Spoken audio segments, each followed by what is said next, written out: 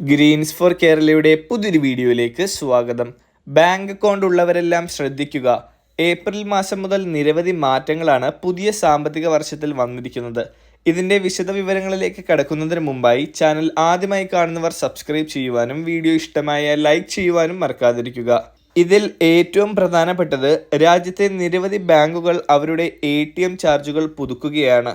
അതായത് ATMിലൂടെ പണം പിൻവലിക്കുന്നതിന് ഇനി കൂടുതൽ ഫീസ് നൽകേണ്ടി വരും. രാജ്യത്തെ പല ബാങ്കുകളും സൗജന്യ ATM പിൻവലിക്കലുകളുടെ എണ്ണം കുറയ്ക്കുകയാണ്, പ്രത്യേകിച്ച് മറ്റ് ബാങ്കുകളുടെ ATMകളിലെ ഇടപാടുകൾക്ക്. നിലവിൽ പല ബാങ്കുകളും മറ്റ് ബാങ്ക് ATMകളിൽ നിന്ന് 3 തവണ മാത്രമേ സൗജന്യമായി പണം പിൻവലിക്കാൻ അനുവദിക്കൂ. ഈ പരിധി കടക്കുന്നതോടെ ബാങ്കുകൾ ഓരോ ഇടപാടിനും 20 മുതൽ 25 രൂപ വരെ അധിക ചാർജുകൾ ഈടാക്കും. അടുത്തത് രാജ്യത്തെ പ്രമുഖ ബാങ്കുകളായ SBI, Punjab national bank, Canara bank എന്നിവ മിനിമം ബാലൻസ് പുതുക്കിയിട്ടുണ്ട്.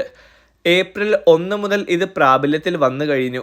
മിനിമം ബാലൻസ് നിലനിർത്തിയില്ലെങ്കിൽ ബാങ്കുകൾ പിഴ ഈടാക്കിയേക്കാം. അടുത്തത് ഇടപാടുകളുടെ സുരക്ഷ വർദ്ധിപ്പിക്കുന്നതിനായി ബാങ്കുകൾ ഇപ്പോൾ പോസിറ്റീവ് പേ സിസ്റ്റം അവതരിപ്പിക്കാൻ ഒരുങ്ങുകയാണ്. 5000 രൂപയ്ക്ക് മുകളിലുള്ള ചെക്കുകൾക്ക് ഇനി ഈ രീതിയായിരിക്കും ബാങ്കുകൾ പിന്തുടരുക. ഈ ചെക്കുകൾ മാറുന്നതിന് ഉപഭോക്താക്കൾ ചെക്ക് നമ്പർ, തീയതി, പണം സ്വീകരിക്കുന്നയാളുടെ പേര്, തുക തുടങ്ങിയ വിശദാംശങ്ങൾ നൽകണം. അടുത്തത് ബാങ്കുകൾ തങ്ങളുടെ സേവിങ്സ് അക്കൗണ്ടിലെയും FDയിലെയും പലിശകളിൽ മാറ്റം വരുത്തിയിട്ടുണ്ട്. അതായത് സേവിങ്സ് അക്കൗണ്ട് പലിശ ഇപ്പോൾ അക്കൗണ്ട് ബാലൻസിനെ ആശ്രയിച്ചിരിക്കും.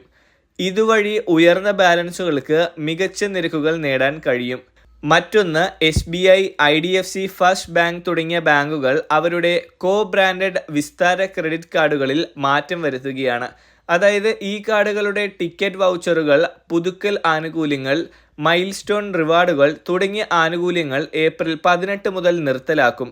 അടുത്ത അറിയിപ്പ്, ഗൂഗിൾ പേ, ഫോൺ പേ, Paytm പോലുള്ള UPI ആപ്പുകൾ ഉപയോഗിച്ച് ഇടപാടുകൾ നടത്തുന്ന രാജ്യത്തെ UPI ഉപയോക്താക്കൾക്ക് 2025 ഏപ്രിൽ 1 മുതൽ പുതിയ നിയമം പ്രാബല്യത്തിൽ വന്നു. UPIയുമായി ബന്ധിപ്പിച്ചിരിക്കുന്ന മൊബൈൽ നമ്പറുകൾ ഒരു നിശ്ചിത കാലയളവിൽ സജീവമല്ലെങ്കിൽ ആ നമ്പർ ബാങ്ക് അക്കൗണ്ടുകളിൽ നിന്ന് നീക്കം ചെയ്യും. അതോടൊപ്പം UPI ഇടപാടുകൾ തടസ്സപ്പെടുകയും ചെയ്യും.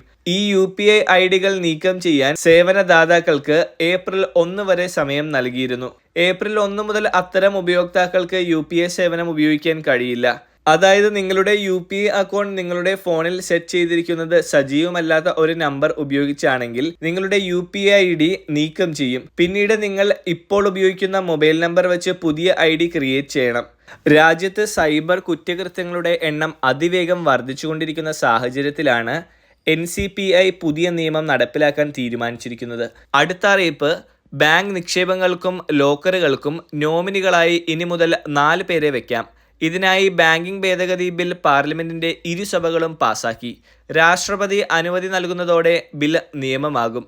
മരിച്ചുപോയവരുടെ അവകാശികൾ ഇല്ലാത്ത നിക്ഷേപങ്ങൾ ബാങ്കുകളിൽ പെരുകുന്നത് ശ്രദ്ധയിൽപ്പെട്ടതിനെ തുടർന്നാണ് പുതിയ നിയമ ഭേദഗതി കൊണ്ടുവരുന്നത്. ലോക്സഭയിൽ മുൻപ് പാസാക്കിയ ബില്ലാണ് രാജ്യസഭയിൽ പാസായത്. ബാങ്കിങ്ങുമായി ബന്ധപ്പെട്ട് 1934 RBI നിയമം, 1949 ബാങ്കിംഗ് നിയന്ത്രണ നിയമം, 1955 സ്റ്റേറ്റ് ബാങ്ക് ഓഫ് ഇന്ത്യ നിയമം, 1970 1980 ബാങ്കിംഗ് കമ്പനീസ് നിയമം എന്നിവയിലാണ് ഇതടക്കമുള്ള ഭേദഗതികൾ നടപ്പാക്കിയത്.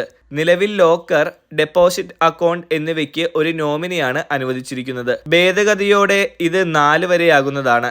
വളരെ പ്രധാനപ്പെട്ട ഈ ഒരു ഇൻഫർമേഷൻ നിങ്ങൾ മറ്റുള്ളവരിലേക്ക് കൂടി ഷെയർ ചെയ്യുക.